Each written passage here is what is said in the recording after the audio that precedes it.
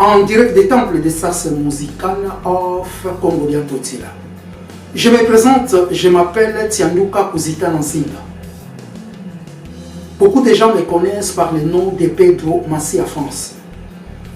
Je suis artiste, auteur, compositeur des stars music of Congolien Totila. Je suis aussi un artiste militant, résistant kamite, contre l'inégalité. Je viens de créer cette chaîne pour permettre aux kamites de passer ou de faire débat dans cette chaîne kamitique. Tu sois chrétien ou musulman, sœur en Christ, frère en Christ, pasteur, prêtre, l'imam, vous pouvez aussi passer pour faire des débats kamitiques, des questions kamitiques que je vais poser dans cette chaîne. Vous choisissez les sujets qui vous maîtrisez, donc pour faire des débats avec nous, les kamites de cette chaîne. Voilà. Si vous êtes des pays anglophones, il y a la possibilité de faire émission en anglais ici. Si vous êtes des pays lusophones, il y a aussi la possibilité. Et si vous êtes des pays francophones, vous pouvez passer aussi faire des émissions avec nous, les kamites. Il y a la possibilité. Aujourd'hui, je vais présenter cette chaîne au peuple congolais, à la communauté congolaise. Voilà pourquoi je préfère m'exprimer à Lingala et je vais poser des questions à Lingala, des gens qui s'intéressent pour connaître un peu des sujets kamitiques. Vous pouvez me contacter dans ce numéro qui défile pour faire débat avec la force kamite.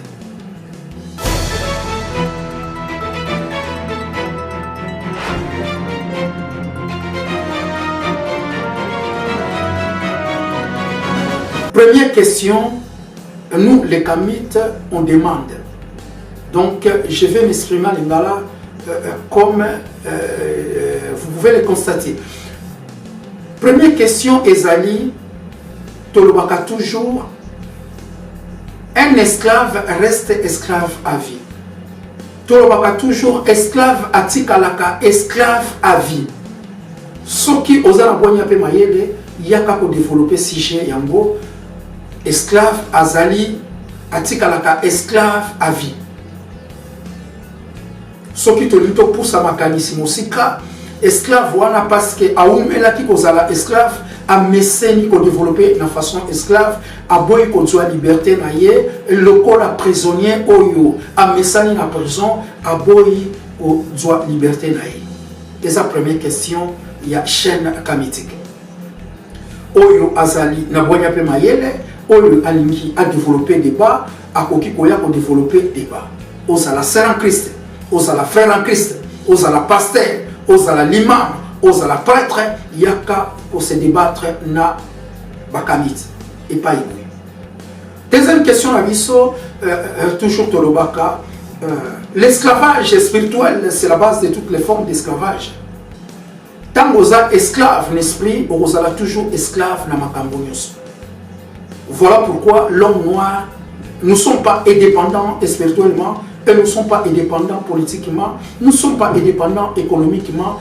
Vous pouvez le constater. Je veux dire, tout ça est indépendant spirituellement, tout ça est indépendant économiquement, tout ça est indépendant politiquement. Beaucoup qui peuvent constater un mot bisobaï. Je veux dire, pour la bisobakamite, tout ça non indépendant. Ouais, ça pour la boîte un peu maïle, aïe, qu'on débattre. Pour développer débat kamitique, aya expliquer biso parce que tu constater beaucoup de gens baza contre biso bakamite surtout to bazali chrétiens musulmans bazali contre biso bakamite même boya siko na bonya pe marina bino boya pour développer sujet oyo. Pourquoi nous ne sommes pas indépendants nous les Africains jusqu'à aujourd'hui? Troisième question kamitique. Pourquoi l'homme noir a sa seule race au monde oyo azangi langue propre. Langue nae propre pour à développer dans mon école, veut dire atanga kango na école pour à dominer mathématiques na langue nae propre, pour à développer science na langue nae propre, pour à développer technologie. Pourquoi l'homme noir azali na langue propreté? azali toujours qu'on développer la façon esclave, azali qu'on développer na ba langue coloniale ou ezali française, la langue anglaise, le portugais, l'espagnol, italien, etc. Pourquoi na ba nation na biso ba langue ou ezali ba langue officielle, ezali toujours ba langue coloniale? Mais pourquoi l'homme noir a na culture? Ceux qui vont constater, à seule race au monde, où il y a na ABCD. Les Chinois bakomaka na ABCDT, bakomaka na langue na culture na bango chinoise. Les Japonais locaux, les Russes locaux, les Arabes locaux. Mais pourquoi celle de l'homme noir a toujours développé la langue ou la culture occidentale bakomaka na ABCD? Si on a un chinois ou un intellectuel dans la langue chinoise, un diplômé dans la langue chinoise, un ingénieur, génie dans la langue chinoise, un développer mathématiques dans la langue chinoise, un développer science, la technologie dans la langue chinoise. Pourquoi l'homme noir a zali bongote? Il y a un débat kamitique, il y a une question kamitique. Mais pourquoi l'homme noir a zali la religion ancestrale des sources? Parce que ceux qui vont constater en gros, que toutes les nations basent la religion ancestrale des sources. Les Arabes basent l'islam, le prophète Mohamed. Mindele basali na christianisme bango, nzambe ou prophète na bango Jésus-Christ. Aux yeux bleus, blondes, blancs. Ba indien, ba chinois, basana bouddhisme na bango, ba juif, basana judaïsme na bango, mais pourquoi l'homme noir a na religion ancestrale des sources? Yosa contre Bakamit, yosa na désaccord nabiso. Alors chaque kamiti qui yango yaka kosala débat nabiso Bakamit, yaka kokuta na force de frappe Kamit et a poser la question.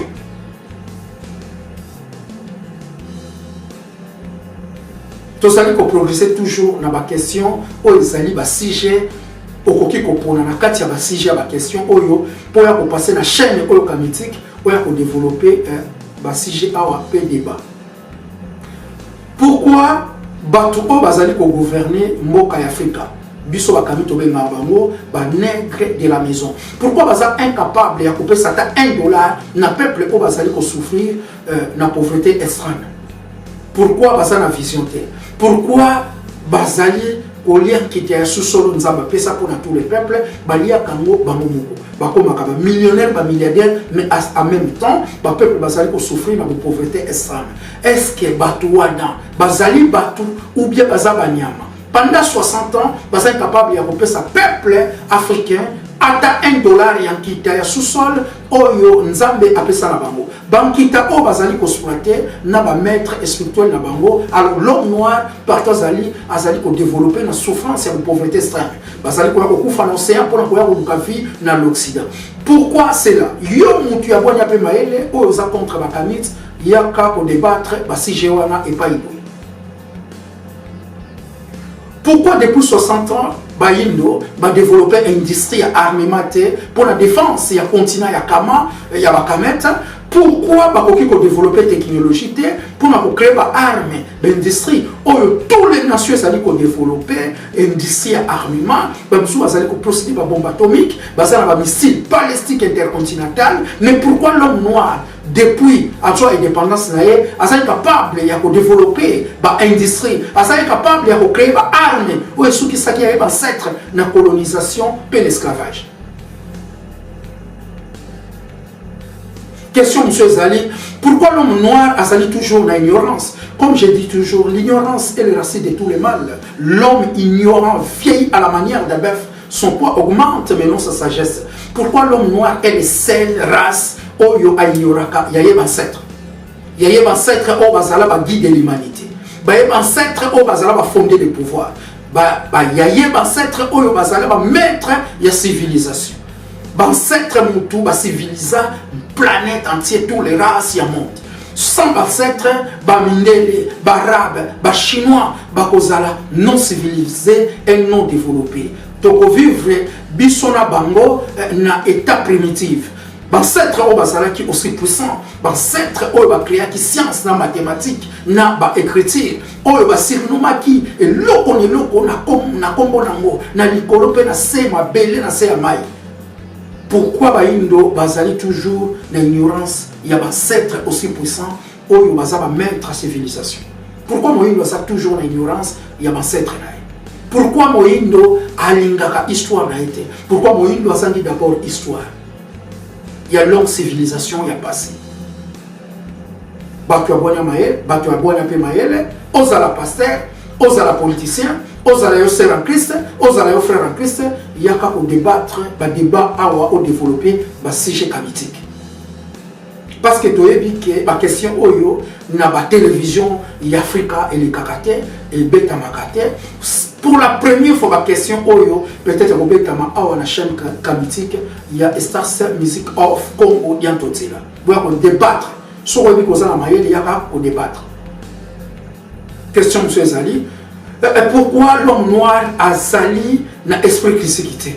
Pourquoi l'homme noir est incapable d'examiner la Bible pendant 50 ans, pendant 60 ans, pendant 80 ans? Azali capable de comprendre les contradictoires bibliques, Azali incapable de comprendre les plagiats bibliques, Azali incapable d'analyser les mathématiques bibliques, etc. Pourquoi cela?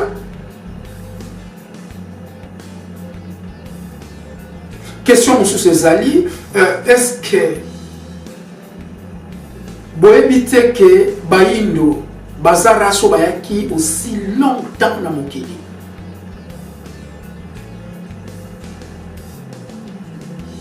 Bamindele Baye après 8000 ans ou 6000 ans, selon l'histoire d'Adam et Ève.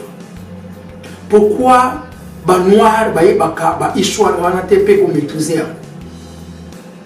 Pourquoi Baïndo Baïbite que la pyramide, l'Égypte antique est tombée avant l'histoire d'Adam et Ève écrite dans la Bible? Pourquoi Moïndo a eu comment la xénophobie que la Bible a simbi ezali contre et autorisa l'esclavage contre eux? Pourquoi cela?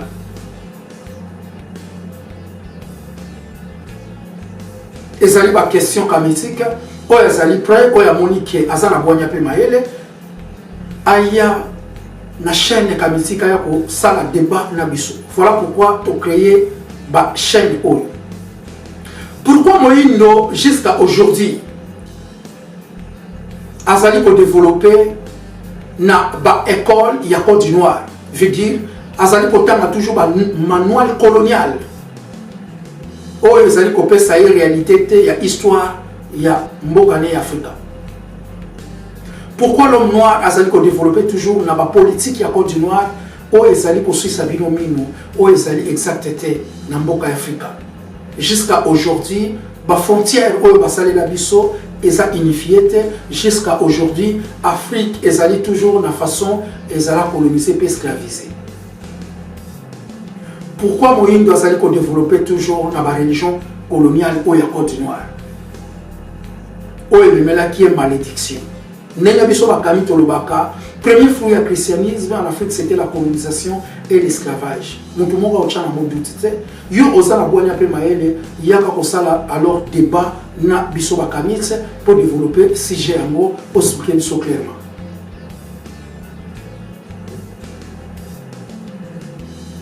Dernière question à Bisso, la question aux ala ébélé. Dernière question à Bisso pour la limiter temps. Pourquoi l'homme noir, ce qui a commis président, a commis ministre, a commis député, veut dire mon commissaire, a commis mbongo dans l'Occident, a commis babiloko na Chine, Dubaï, ce qui a des maladies à cause traitement dans l'Occident, ce qui a confié cadavre et condamné dans mboka ya Afrika. Lokola nenge sije lobamaka Poutine alobaki Afrique ezali cimetière. Comment développer cimetière? Pourquoi l'homme noir azali na mentalité wana? À la fin, l'esclavage spirituel, c'est la base de toutes les formes d'esclavage. Tant que vous êtes esclaves d'esprit, vous êtes esclaves na makambo nyonso. Voilà pourquoi biso bakamisi tolobaka un esclave reste esclave à vie. Et ça lit basije kamitique, oza na bonya pe mayele, aya koleka to développer basije. Et pour ça, la carte est sujet kamitique to développer ba sujet bato ba lobelaka sapologie, to poser ba question selon makambo ya sapologie, histoire et outa bi sapologie, banani ba créer bilamba, veut dire tango za mutu ya sapologie, okoya ko développer yango awa na chaîne. Ya Kamit. To développer aussi na ba artiste parce que tous allez comme on a artistes les artistes comme ça corrompu artistes au bazali sans message veut dire pays na bango tango ezali na génocide ezali au sakama ba massacre ya batu baza incapable ya ko dénoncer l'inégalité to développer ba sujet na ba artistes ya ba mutindo wana oyo azali na bwana pe maele aya ko développer ba sujet pourquoi artiste wana bazali irresponsable. Pourquoi l'artiste sont corrompus, la musique n'a pas de message.